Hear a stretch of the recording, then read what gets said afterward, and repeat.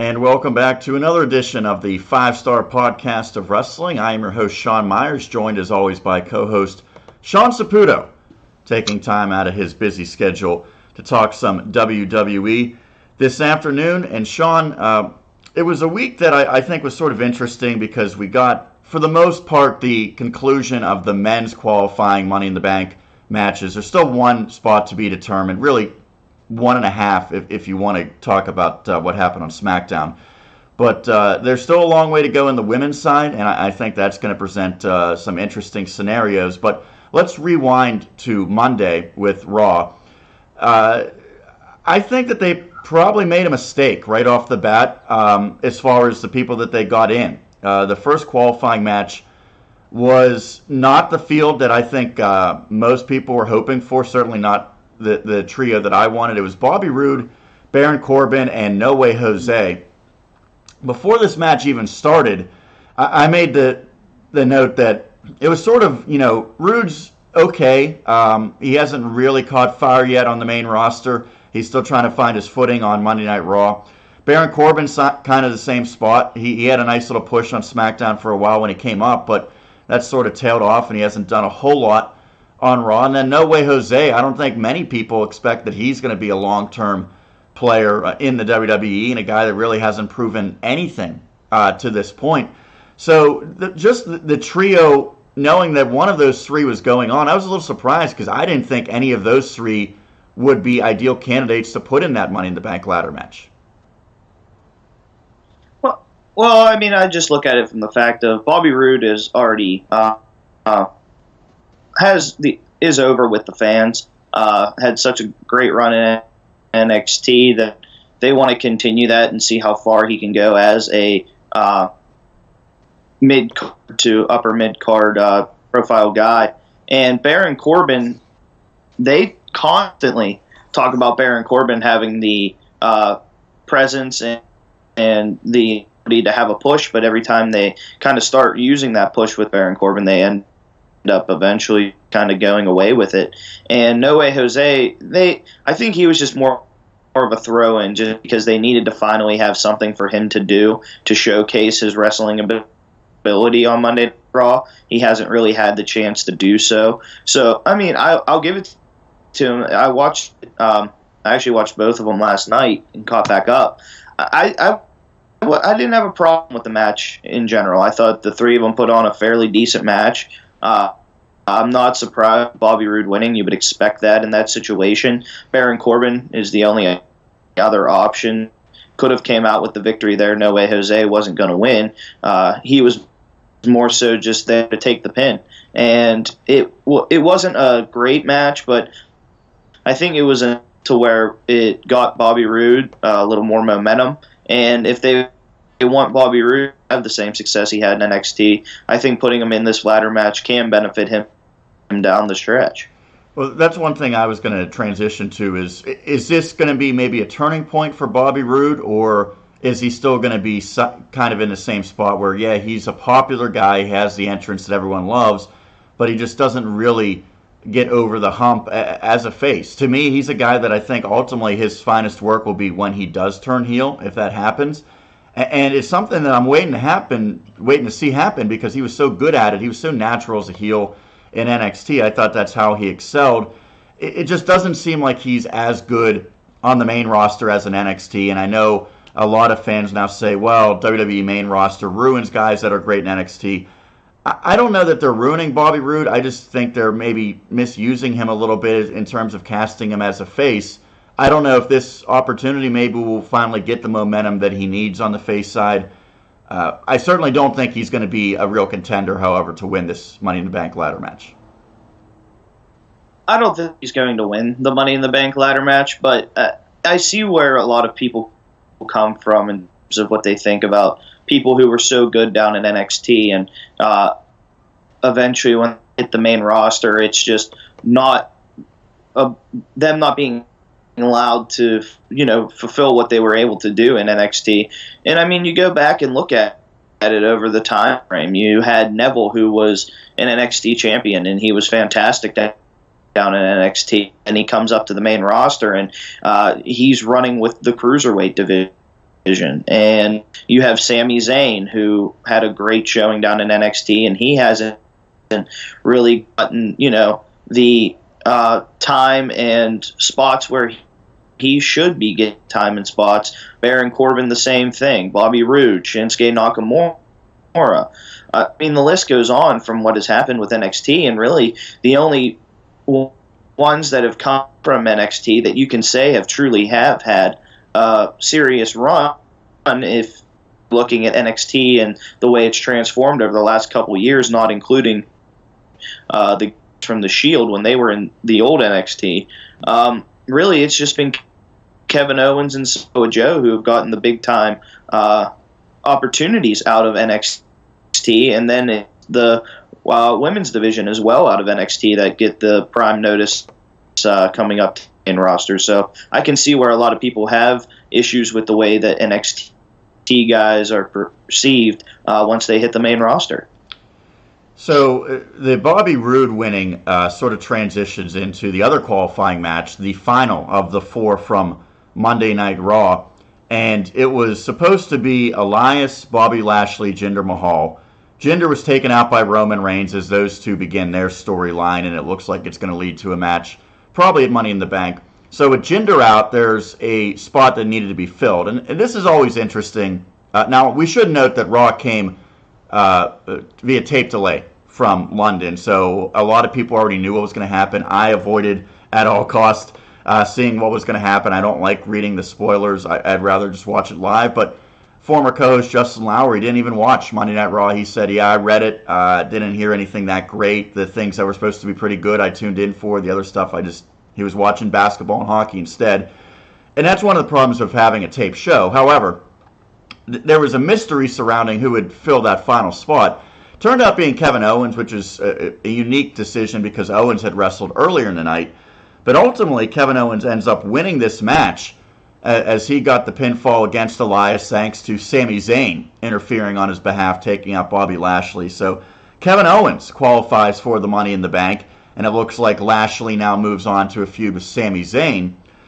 The question that I have is, where does Elias go from here? Because he seemed like a guy not only destined to be in the Money in the Bank ladder match, but I think he was a guy that a lot of people thought could be a favorite to win that match. He's been, as far as rising stars, I don't think anyone's really been on the same caliber of him over the past 6 months or so. Continues to get bigger and bigger reactions, more prominent matches, but it just never seems to be a sustained storyline for him. He hasn't had one real defined feud since he's come up now over a year, and him being left out of this match, it seems like, how do you get Bobby Roode in but not Elias? That one was a little bit of a head scratcher to me. The more I sit down and think about the whole situation with Elias, I really start to come around and think that maybe WWE is kind of using the caution button with him simply because he didn't have some fantastic run down in NXT, and his name is still kind of growing as time goes on. So the WWE really wants to see how far they can get with him down the line, and they don't want to overuse him too early, which is why you see a lot of his spots being, him in the ring doing his songs and whatnot. But I just think they're being a little too cautious now at this point. I think where he finally does have a feud that goes into a pay-per-view and leads to pay-per-view matches. The whole having feuds go on through Monday Night Raw and then just having him be a musical act on pay-per-views, it's getting him the time necessary, yes, but he is, and like you said it, and I completely agree with it, he is one of the, if not the most over guy now, next to Seth Rollins on the Raw roster, and I see how they're going to continue just holding off on him when he is really maybe the best heel on Monday Night Raw now. Yeah, I think he's certainly in that conversation. Now, I do want to give a little bit of credit to WWE. Sometimes they make these decisions because they don't want too many heels in the match. They don't want too many faces, so they try to get the even distribution. So you have a heel and Kevin Owens going in later in the night. You want to face Bobby Roode to offset that. However, I think one of the issues that creeps up from this is it goes back to the fact that Elias had a feud with Bobby Roode where it didn't really seem like that feud was ready to wrap up. Elias had the upper hand the first 2 times. He won a match, then he injured Bobby Roode, sternum first, throat first, whatever you want to call it, into the side of the turnbuckle, causing injury. Roode comes back, he gets the victory in the third meeting between them, and it looked like it was going to continue, maybe lead to a match, or maybe they would, somehow both be in the ladder match for Money in the Bank.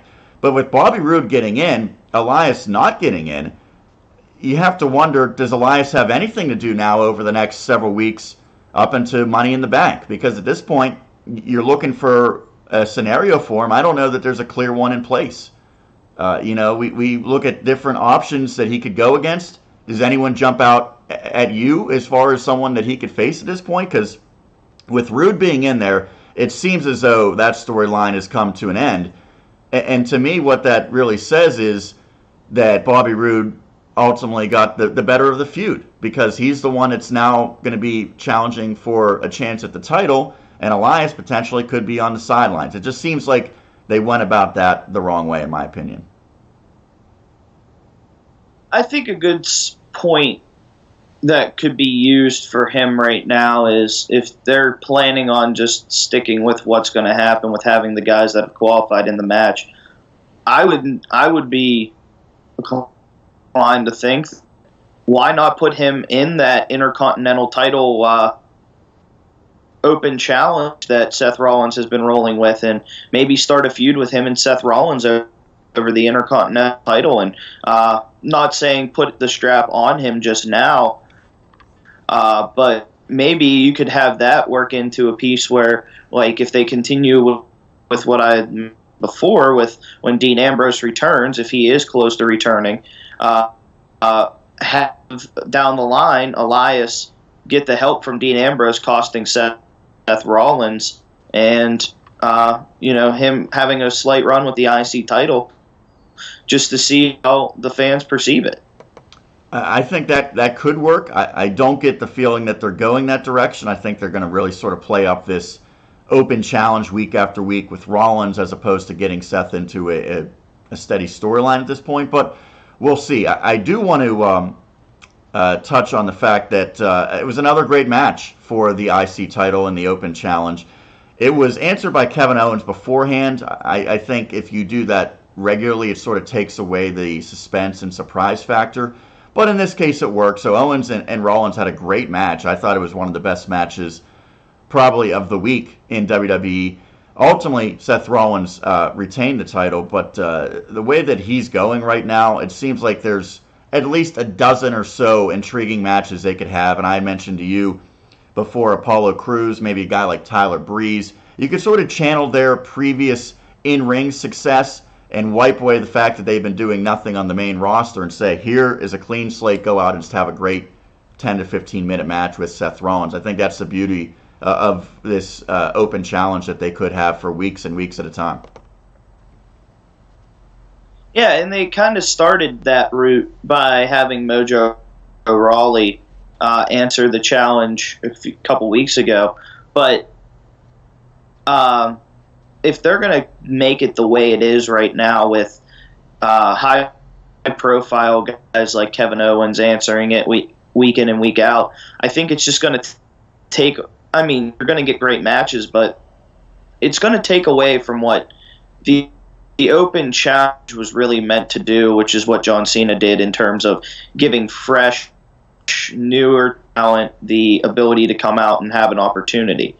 And they let Seth take that route, and they're going to use Seth as a stepping stone and a tool to build younger talent. I think that's the best way to go about it. But if they're going to have, high-profile former champions that are main roster stables continuously answer this challenge, it's going to lose its touch over time, and you don't want to see that happen. You want to see fresher talent be built up instead of seeing, the same 15 guys week in and week out. Right.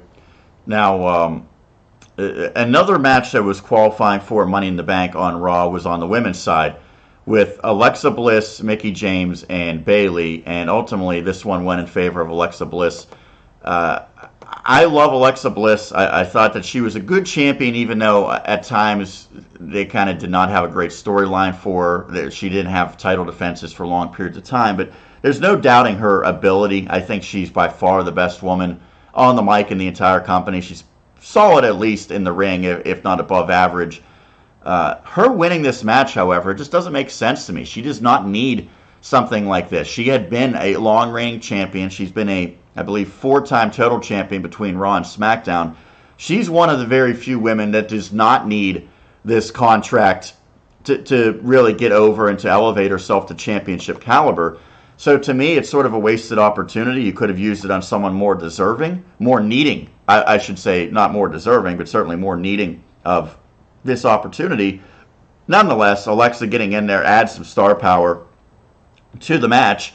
And now that you're starting to see the championship matches for both Raw and Women's SmackDown titles take shape, it might not be as star-studded as what we initially thought in terms of the actual Women's Money in the Bank ladder match. So that might be one explanation why they did put Alexa in this match. Your thoughts on her getting back into the title picture immediately after losing to Nia Jax and her knocking off Mickie James and Bayley in the process to get there? Well, it was... and I'm sure we'll talk about it on the SmackDown side, but both women's matches were pretty much the same exact thing, just different shows and different ladies in the match. But honestly, in the way I'm looking at it and the way that things are shaping up with the Raw and SmackDown women's championship matches at Money in the Bank, I think the reason behind having instead of those who really could use the opportunity with what you already have in the match with Alexa Bliss and Ember Moon, and then you have Charlotte and now Becky Lynch. I really think they're going route with the way the title matches are set up for Money in the Bank, that the women's Money in the Bank contract is going to get cashed in at Money in the Bank. I can't, just the way the matches are, I think the Raw Women's Championship match is just very, very over, just way too early. We'll put it that way. It is being overly pushed, and I don't think it's great timing for it. And the Women's SmackDown Championship match, you cannot sit there and expect anything but a complete massacre in the ring in terms of wrestling ability and what's going to happen. So I feel like they're trying to put all these main women in this match because I have a feeling they need those who have title capability to be in there to potentially cash it in that night. I'm glad you brought up the announcement of the Raw Women's title match for Money in the Bank. If you're following the 5-Star Pod Wrestle, our Twitter account, you know that I was not a fan of the Ronda Rousey Nia Jax challenge being accepted. To me, Sean, this is just the absolute worst way to go about using Ronda Rousey, and really it's going to hurt both women, I think. I don't know what's going to happen. You figure in a match like this, Ronda is going to have to win in some capacity. She can't lose this match. Now maybe they'll do a finish where there's a run-in or a double disqualification, something like that. But if you want Nia Jax to succeed as a face champion, which is exactly how she's being presented, she's supposed to be cheered by the fans, putting her against one of the most popular women in the company's history already in her short run in Ronda Rousey does Nia Jax no favors. It does Nia no favors in that she's already getting her biggest challenge and likely a person who's going to take the title from her. And for Ronda, you already start building that Brock Lesnar 2.0. Why is she deserving of this? Oh, because she was great in UFC, so we're going to give her a title in her first basically real match, her first one-on-one match. It just doesn't make sense to me. The other question is, what do you do after this? Let's say Ronda does win the title either this month or maybe by SummerSlam. What do you do with Ronda Rousey after that until you get to WrestleMania season, when you're probably going to have a Charlotte most likely, or maybe an Asuka go against her then? But it seems like it'll be 6 months of much lesser challenging competitors than Nia Jax. So it just seems like you're already building to something and you'll have nowhere to go afterwards for quite some time.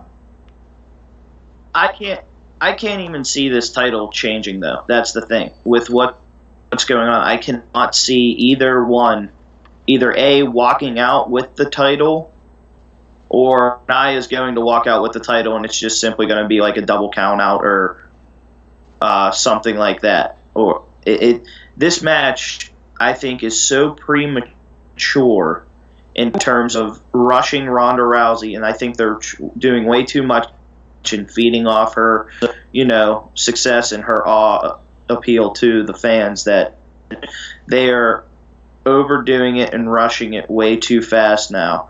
And they're sort of abandoning that other storyline sort of being abandoned with her and Natalya and maybe Mickie James and potentially even Alexa Bliss involved. It seemed like that was a clear route that they were going to work some sort of combination of a tag match, or maybe ultimately Ronda goes one-on-one with Natalya down the road. That could still happen, but it seemed like they've brushed that storyline completely by the wayside. Well, that could be an instance where maybe like Natalya comes out and costs Ronda Rousey, the match, and gets Nia disqualified, and goes after Ronda because she's jealous at the fact that Ronda gets a title shot and she doesn't, and she's been there for so long, and that could lead to her and Natalya feuding. But I really think the winner of the Money in the Bank match is going to come from Raw, and it's going to have something to do with this match. Like I said, you can't have Ronda lose, but I don't think you can have Ronda win the title right now. And it's a booking scenario like this where you're really sort of doomed no matter what you do, that to me screams of a match that shouldn't even be happening. Again, it just seems like something that they maybe wanted to really garner some headlines, maybe make it seem like a big-time pay-per-view, because of course they are trying to make Money in the Bank up there with the Survivor Series, with the Royal Rumble, with SummerSlam. I don't understand the logic behind it, and again, I think it's going to hurt everyone involved, to be completely honest. However, there was, to me, a bright spot on Monday Night Raw with a newer tag team being elevated in Dolph Ziggler and Drew McIntyre, as they got a victory over Braun Strowman and Finn Balor. Now, this one I was sort of split on, because the negative to me is Braun Strowman's still sort of looking for something to do at this point. He's been the most impressive guy on Raw for probably months now, and yet he's pigeonholed into working into tag teams recently. It seems like he's thrown in, whether it be with a 10-year-old, with Finn Balor, with Bobby Lashley, with whoever. He's just kind of just thrown in with pointless tag teams. So they're sort of wasting his momentum. That being said, I love the fact that Dolph Ziggler and Drew McIntyre look like they are really legitimately going to be on the cusp of great things on Monday Night Raw. Long overdue for Dolph Ziggler, but for Drew McIntyre, he already has the feel of a guy that could be a big-time star once again. First run with the company on the main roster did not work out. He got much better. Looked good in NXT. Now he has an opportunity on Monday Night Raw.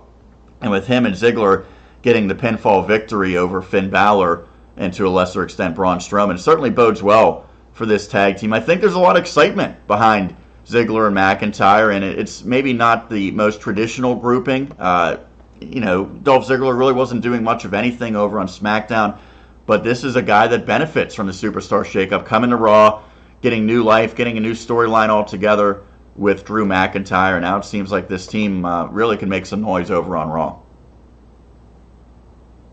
Yeah, I think so, and I don't know. I'm not a fan of putting guys that have the ability of working at the main event level and the upper mid card level, just being thrown into tag teams and kind of like having a run with it. But I can understand what they're doing. I look at the last time Drew McIntyre was in the WWE, and they really once he hit the tag team phase, he kind of fizzled out real quick. So I'm hoping this is just a very short thing, not a long-term basis with those two together, and that it leads to the two of them feuding with one another and putting on some, great matches in the ring. Just because I think Drew McIntyre has, and you said it, the chance to be a big-time star on Monday Night Raw, and I think Dolph Ziggler also has maybe another world title run in him as well. And I would love to see those two kind of go on their separate ways sooner rather than later and start building quality feuds within the singles division, or ultimately leading into a feud amongst the two of them. Anything else that stands out from Monday Night Raw? Again, we touched on both of the men's Money in the Bank qualifying matches, so the Raw side is set in that regard. There's still a lot of work to do on the women's side, but Alexa Bliss getting in. And then I think, a pretty nice development in terms of McIntyre and Ziggler getting the elevated push. On the other side, a scenario that I think is way too rushed with Ronda Rousey and Nia Jax. Those were the biggest takeaways for me. Anything else jump out for you, either good or bad, on Monday? I kind of like the way they took Sami Zayn and they kind of let him have the ring to himself and, continue to work and not having to have Kevin Owens by his side. And I've said this for so long that, while Sami Zayn's character is a little odd, as he kind of looks like a taxi driver. Paperboy, right? That was really the chant for a long time. Paperboy, yeah, taxi driver, whatever you want to call him. But I just think Sami Zayn has been vastly overshadowed in his run on the main roster, and I think it's really time that Sami Zayn gets an opportunity for a mid-card title and have a run with it and eventually work his way up into the world title talk, just because his in-ring ability is great, and Sami Zayn puts on some very good matches. And I think giving him the time that they did on Monday night in the ring, despite it going against Bobby Lashley and whatnot, I think it's going to benefit down the line for him. Yeah, a lot of things that I liked about Zayn's promo. When he has the reading glasses and the hat and everything, I thought he came across pretty funny. Glasses. Yes. Oh man, I love it when he throws. Oh, it was good stuff. Now ultimately, we'll have to wait and see how he looks in his feud. You figure he's going to be on the short end of the outcome against Bobby Lashley, but if he can get a good showing in, much like how Kevin Owens did against Braun Strowman a couple weeks ago, it could actually help Sami Zayn to be in this prominent storyline. So that's going to do it for our talk of Monday Night Raw, but we still have SmackDown to get to, plus another segment with maybe some pink slips being handed out sooner rather than later. We talk about some superstars who could be seeing their time with the company drawing to a close. But that's going to draw a close to this show. We will be back for part 2 when we talk SmackDown. You are watching the 5-Star Podcast of Wrestling. We'll be right back.